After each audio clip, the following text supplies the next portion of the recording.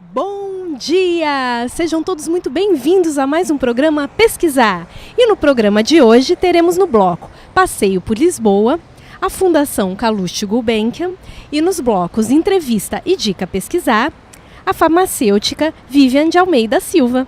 Vem que tem!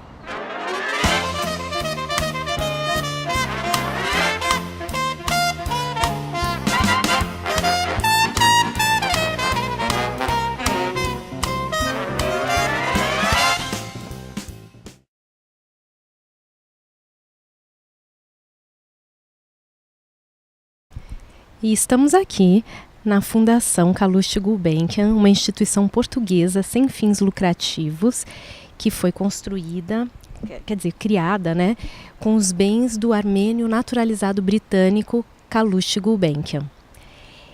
O Calouste Gulbenkian, ele era um amante da arte, engenheiro e empresário. Ele foi ativo no setor do petróleo e um dos pioneiros no desenvolvimento deste setor no Oriente Médio. Foi também um mecenas, tendo dado uma grande contribuição para o fomento da cultura e pesquisa em Portugal. Após a sua morte em 1955 em Lisboa, deixou seus bens ao país sob a forma de uma fundação, que é a Fundação Calouste Gulbenkian. A fundação apoia atividades culturais e possui uma famosa orquestra, um coro, bibliotecas, salas de espetáculos, auditórios e 2 belíssimos museus, o de arte antiga e um de arte contemporânea, com cerca de 6.000 peças no acervo. Algumas das obras estavam nos palácios de Versalhes e Fontainebleau, na França. E o que é mais impressionante e bonito na fundação são os jardins. Nos jardins nós temos lagos com patos, tartarugas, pássaros. É um lugar assim agradável para vir passear. As pessoas vêm, trazem crianças, animais e ficam, estudam aqui. Os jardins ocupam uma área considerável de 9 hectares que circundam toda a fundação, possuindo 3 cafeterias, os lagos, como eu já tinha citado, com diversos animais, 2 lojas e uma livraria. A professora Vivian de Almeida Silva leciona no curso técnico de farmácia do Instituto Federal de Educação, Ciência e Tecnologia do Rio de Janeiro, o IFRJ, desde 2005. Ela é farmacêutica pela Universidade Federal do Rio de Janeiro, a UFRJ, mestre em Ciências Farmacêuticas também pela Universidade Federal do Rio de Janeiro e doutora em Química Biológica também pela Universidade Federal do Rio de Janeiro. Desenvolve pesquisa na área de farmácia com ênfase em tecnologia e controle de qualidade farmacêutica. Convido o público do programa Pesquisar para assistir à entrevista da professora Vivian de Almeida Silva. Bom, pessoal, estamos aqui de volta, agora sim, com a nossa convidada Vivian de Almeida, a farmacêutica, que vai falar sobre a substância beta-cariofileno e a sua possível aplicação na área farmacêutica. É isso mesmo, Vivian? Isso mesmo. Bom, antes de mais nada, eu quero te dar as boas-vindas ao programa Pesquisar. Seja muito bem-vinda. Obrigada, é um prazer. E você está trazendo aqui para a gente uma pesquisa bem interessante, que eu já sei um pouquinho a respeito, fiquei bem curiosa e eu acho que o nosso público vai gostar bastante. Eu queria que você me dissesse um pouquinho a respeito, como que foi a ideia de pesquisar a respeito dessa substância com esse nome complicado, né? Conta aqui um pouquinho para a gente, como é que foi a ideia, como surgiu a ideia, Bom, essa pesquisa eu desenvolvo com os meus alunos do curso técnico de farmácia e eles me procuraram porque eles tinham a vontade de trabalhar com algo relacionado com o câncer, que é um problema de saúde pública mundial, então despertou o interesse deles. E aí, durante a pesquisa, nós verificamos que muitas pessoas buscam tratamentos alternativos, e nisso o uso de plantas medicinais, e que muitas dessas plantas tinham uma substância majoritária, um composto em maior quantidade, que era o beta-cariofileno. Então, isso despertou o nosso interesse por trabalhar com essa substância e verificar essa possível atividade antitumoral e se poderia ter alguma aplicação realmente na área farmacêutica, já que não tem nenhum medicamento no mercado contendo beta-cariofileno. Muito bem, bem interessante, né? Porque as pessoas normalmente, quando a gente pensa em câncer, é a quimioterapia, que são esses tratamentos mais pesados, né? Isso mesmo, bem interessante. Mas então conta pra gente, a sua pesquisa então trata-se do quê e quais foram os objetivos dela? Os objetivos principais foram avaliar se o beta-cariofileno apresentava realmente alguma atividade antitumoral. Então, nós testamos com linhagens de células de câncer de mama e também em células sadias, para avaliar a citotoxicidade.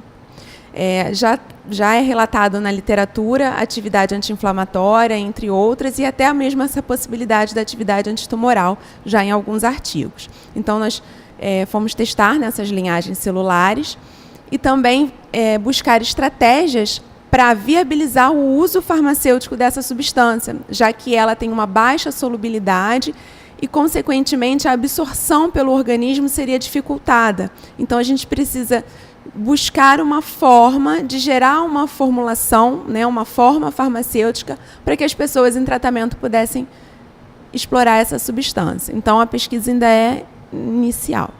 Sim, mas bem interessante e muito importante, né? Uma coisa que eu gostaria até de saber aqui, então, em que fase da pesquisa você se encontra? Então, porque você está falando que ela está inicial, mas conta um pouquinho o que já foi feito, o que vocês ainda pretendem fazer. Nós já testamos, então, com as células de câncer de mama, então verificamos algumas concentrações que são tóxicas para essas células e que nessas concentrações também não eram tóxicos para células sadias, o que seria um ponto positivo, mas, claro, a gente precisa de mais dados, repetir alguns experimentos, realizar análises com outras linhagens celulares também. Desculpa cortar, me diz só uma coisa, quando você fala que é tóxica, o que acontece?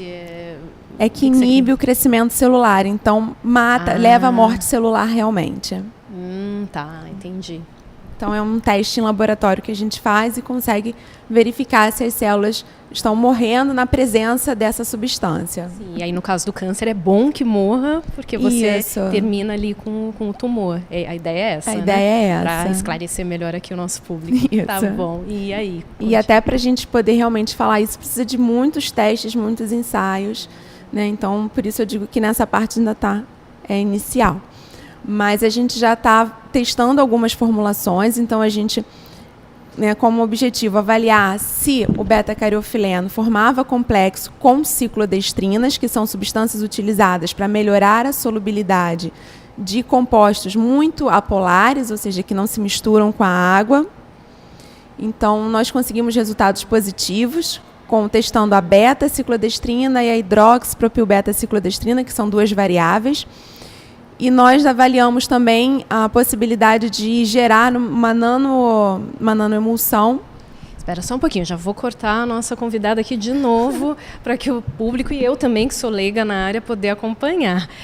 Quando você fala da questão da solubilidade, por que é importante ser ou não ser solúvel? Explica um pouquinho melhor, para ficar mais claro. Quando a gente toma algum medicamento, um comprimido, por exemplo, ele vai precisar liberar a substância ativa dentro do organismo. E uma vez liberada a substância ativa, ela precisa estar solúvel para atravessar as membranas plasmáticas e atingir a circulação. Então, por isso, a solubilidade é muito importante.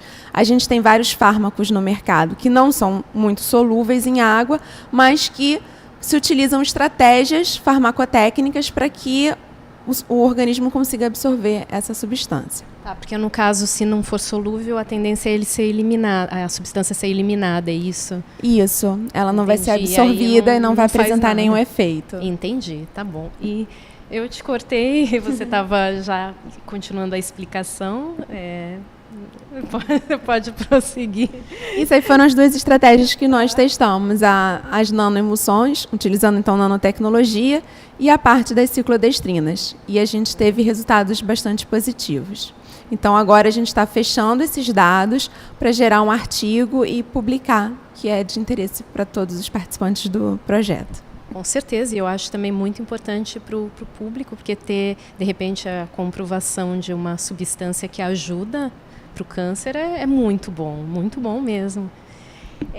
Então, continuando aqui, você já vem falando, né? Mas tenta explicar melhor um pouquinho qual seria a contribuição que a sua pesquisa traz individualmente ou socialmente.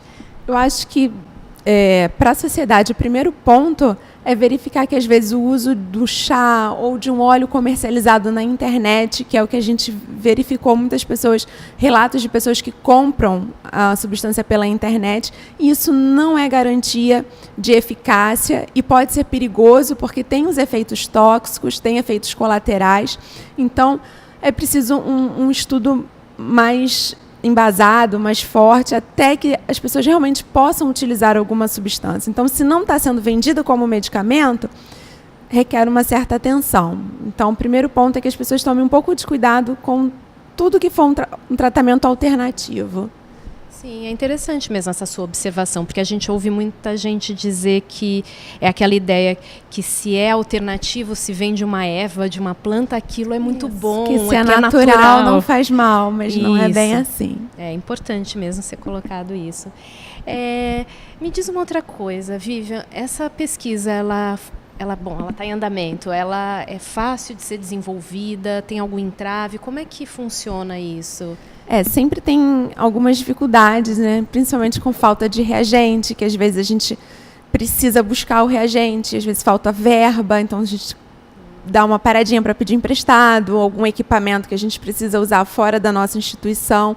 Então isso às vezes atrasa um pouco, ou mesmo quando a pesquisa não dá o resultado esperado e a gente precisa buscar uma outra rota para chegar num outro resultado e buscar outras coisas. É uma curiosidade quando você fala, né, que às vezes falta um reagente, alguma coisa, porque você falou que desenvolve essa pesquisa no Instituto Federal do Rio de Janeiro, né? Ela é financiada por alguma bolsa, alguma coisa? A gente recebeu uma bolsa chamada do programa Prociência, que é uma bolsa de R$4.000, que ajuda bastante a comprar reagentes, ajuda os alunos a participarem das feiras de ciências. E cada aluno recebe uma bolsa. Então, tem um aluno recebendo uma bolsa PIBIC Júnior, que é R$200, e o outro aluno recebendo uma bolsa PIBIT Júnior, de R$400. O valor varia de acordo com o número de horas trabalhadas. E aí, eu gostaria de saber quais foram os resultados que você encontrou até o momento, se tem alguma conclusão. Eu sei que você já falou que está ainda muito inicial, mas se você puder apresentar aqui para a gente. A gente conseguiu bons resultados, aumentando a solubilidade e a estabilidade do beta-carofileno em complexos com a ciclodestrina, em especial com a hidroxipropilbeta-ciclodestrina, o que é bom porque é a menos tóxica das ciclodestrinas. Os resultados também com nanoemulsão, a gente conseguiu tamanhos apropriados para a formulação. E o fato de não ser tóxica para as células sadias em determinadas concentrações foi bastante promissora. Então, a gente vai explorar essas concentrações e continuar em outros testes para realmente verificar se é seguro, que é a base de tudo, a segurança. Sim, muito bem, muito bem. Os resultados são assim, animadores. Sim. Né? E aí a gente já conseguiu apresentar em algumas feiras nacionais e internacionais. Então, é bom que a gente troque ideia com outros pesquisadores e isso vai sempre enriquecendo o nosso trabalho.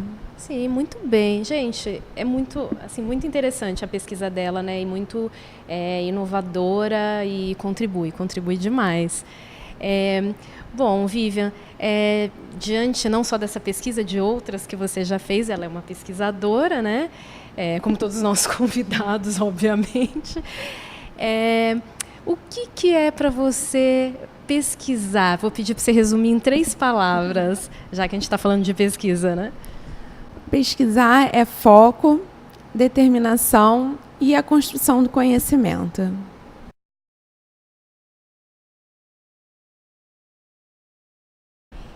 E agora o bloco Dica Pesquisar. Eu vou perguntar para a Vivian qual é a dica ou as dicas que você daria para quem gostaria de ser um pesquisador. Primeira coisa é gostar muito de estudar, porque vai precisar fazer uma boa busca, né, ler bastante. Então, o primeiro passo é fazer essa busca em artigos, na literatura sobre o assunto que você deseja pesquisar. Então, precisa de foco, de determinação nesse ponto. montar um plano de pesquisa, onde você vai delinear seus objetivos, quais serão seus passos para alcançar aqueles objetivos, e aí fica mais claro o seu processo.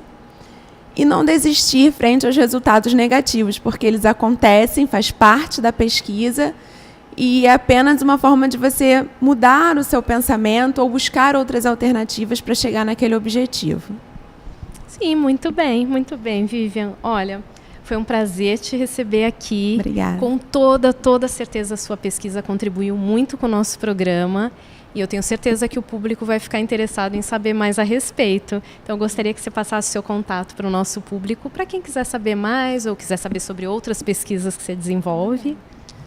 O meu e-mail é vivian.silva@ifrj.edu.br. Um pouco mais do nosso trabalho vocês podem encontrar na internet, que ele já foi apresentado na FEBRACE, que é a Feira Brasileira de Ciência e Tecnologia, e na Mostra Tech, também uma feira nacional.